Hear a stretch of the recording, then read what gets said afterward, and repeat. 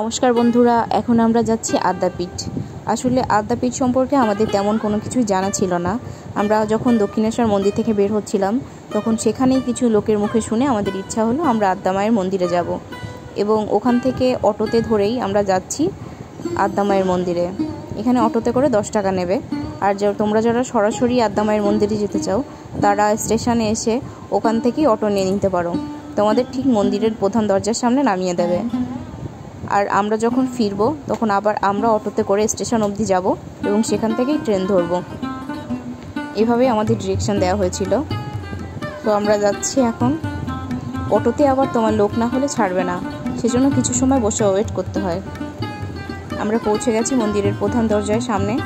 নেমেই আমরা একটা ডালা কিনে নিয়েছিলাম, যেহেতু আমরা চেয়েছিলাম যে পুজো দেব। ওখান থেকে আমাদের বলা হয়েছিল যে মন্দির 12টা নাগাদ খোলা থাকে, সেই মতো আমরা আগের থেকেই ডালা কিনে নিয়ে ভেতরে ঢুকেছিলাম। কিন্তু এটা একটা ভুল ইনফরমেশন ছিল। আদ্যা মায়ের নতুন মন্দিরের পুজো দেওয়ার একটা সময়সূচি আছে, সেটা আমরা পরবর্তীতে জানিয়ে দেব। এখন আমরা মন্দিরের বাঁ দিক থেকে ঢুকছি। এখানে পার্কিংয়ের সুব্যবস্থা আছে, তাই আপনারা যে কোনো যানবাহনে চড়ে এখানে আসতে পারবেন।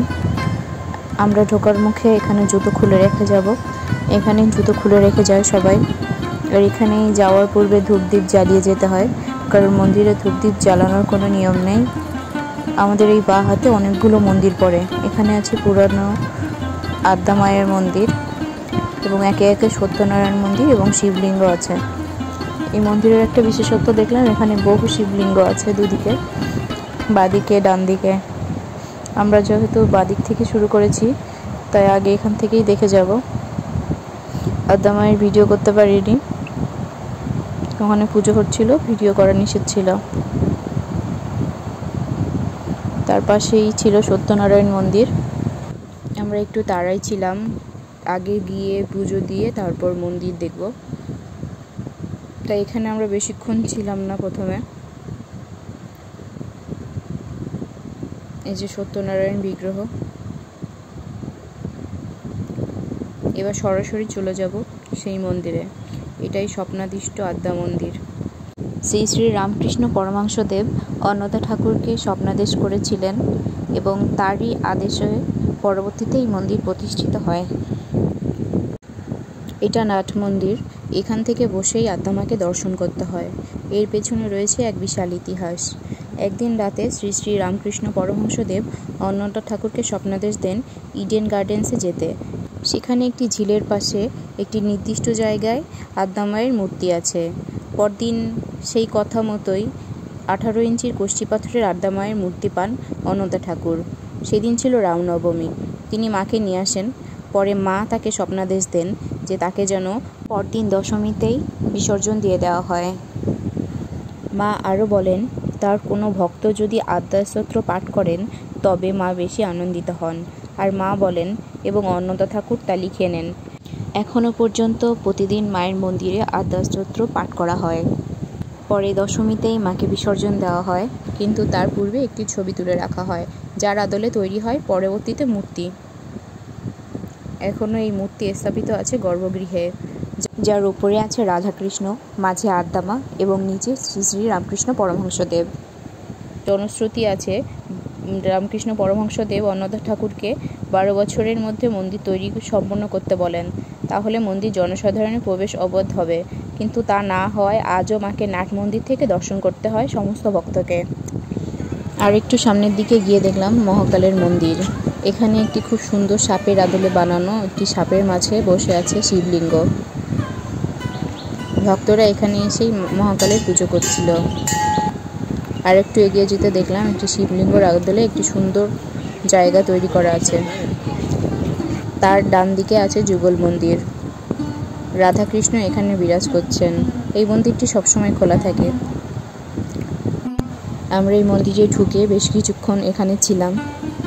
এখানে প্রণাম করে দেখলাম এখানে প্রত্যেকটি দেওয়ালে বিভিন্ন ছবি এবং লেখা খোদাই করে রাখা। ভীষণ সুন্দর পরিবেশ এখানকার। নিচে আছে আরও গোপাল। প্রতিটা দেওয়ালেই বিভিন্ন ভিন্ন ছবি লাগানো ছিল। যার বাঁ সাইডে আছেন অন্নদা ঠাকুর, এই মন্দিরের প্রতিষ্ঠাতা, এবং ডান সাইডে ছিলেন তার সহধর্মিণীর মূর্তি। আমরা এই মন্দিরটা বারবার ঘুরে দেখছিলাম এবং বহু সংখ্যক দর্শনার্থী এখানে বসে বিশ্রাম নিচ্ছিলেন। এখন আবার প্রসাদের সময় হয়ে গেছে, সেজন্য অনেকেই যাচ্ছিল প্রসাদ পেতে।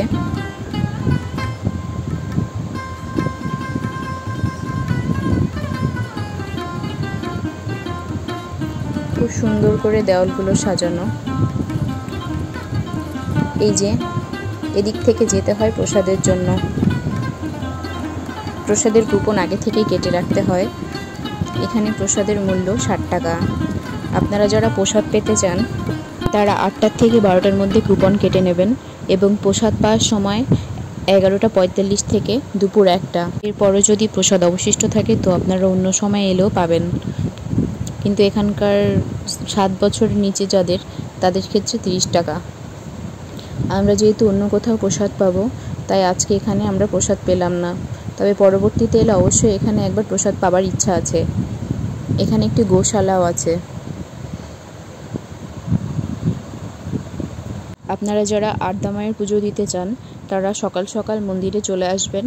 মন্দির খোলা হয় ভোর 4:30টায়, 4:30টা থেকে 5টা অবধি, এবং সকাল 10:30টা থেকে 11টা অবধি মন্দির খোলা রাখা হয় আদ্যা মায়ের দর্শনের জন্য, এবং সন্ধ্যা 7টা থেকে 7:30টা পর্যন্ত মন্দির খোলা থাকে। এর মধ্যে যে কোনো সময় এলে আপনারা আদ্যা মাকে দর্শন করতে পারেন, কিন্তু অবশ্যই নাট মন্দির থেকে দর্শন করতে হবে।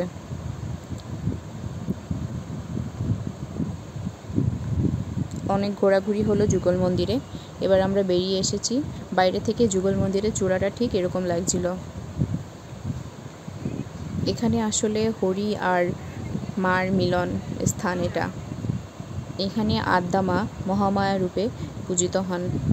এবার আমরা চলে গেছিলাম গেটে ঢুকে ডান দিকের মন্দিরগুলো দেখতে। এখানেও বেশ কিছু মন্দির ছিল, যেমন তার মধ্যে ছিল দুর্গা মায়ের মন্দির, শিবলিঙ্গ। এখানে বেশ কিছু শিবলিঙ্গ ছিল এবং আরও ছিলেন আদ্যা মা,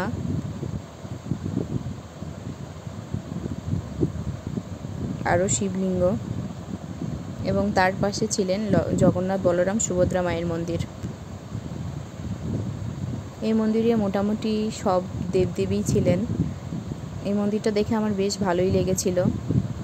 পরবর্তীতে কখনো এলে এখানে প্রসাদ পাওয়ার ইচ্ছা রাখি। এই যে দুর্গা মায়ের মন্দির, যার পাশে বসে আছেন বাবা লোকনাথ। আমাদের মন্দির দর্শন শেষ হয়েছে, এবার আমরা ফিরে যাচ্ছি আমাদের গন্তব্যে। দেখা হবে পরবর্তী ভিডিওতে। ততক্ষণ পর্যন্ত সবাই ভালো থাকবেন, আর ভালো লাগলে আমার চ্যানেলটিকে অবশ্যই সাবস্ক্রাইব করবেন।